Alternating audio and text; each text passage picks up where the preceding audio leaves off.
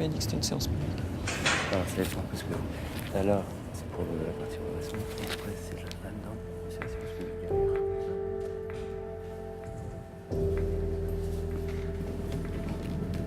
Dossier 2018-7029.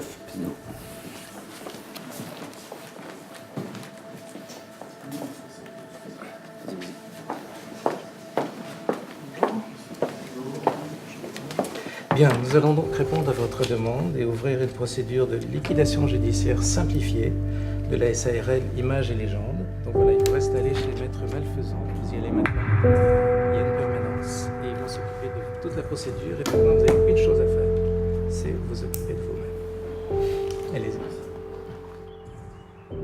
Je sais qu'il y avait cette issue-là possible, mais encore une fois, on n'imagine jamais ça pour son entreprise, jamais. Jamais, jamais, jamais.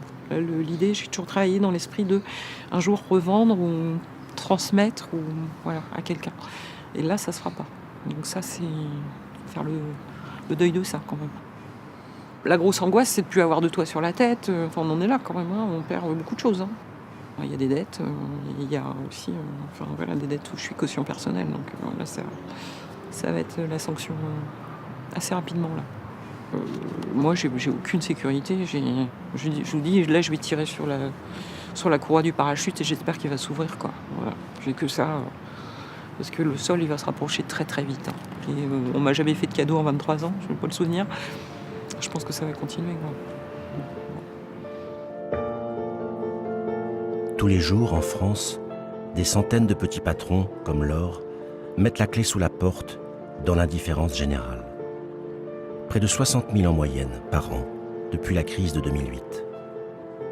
Liquidés, anéantis, ruinés ou criblés de dettes, ces entrepreneurs se retrouvent très souvent isolés et mis au banc de la société.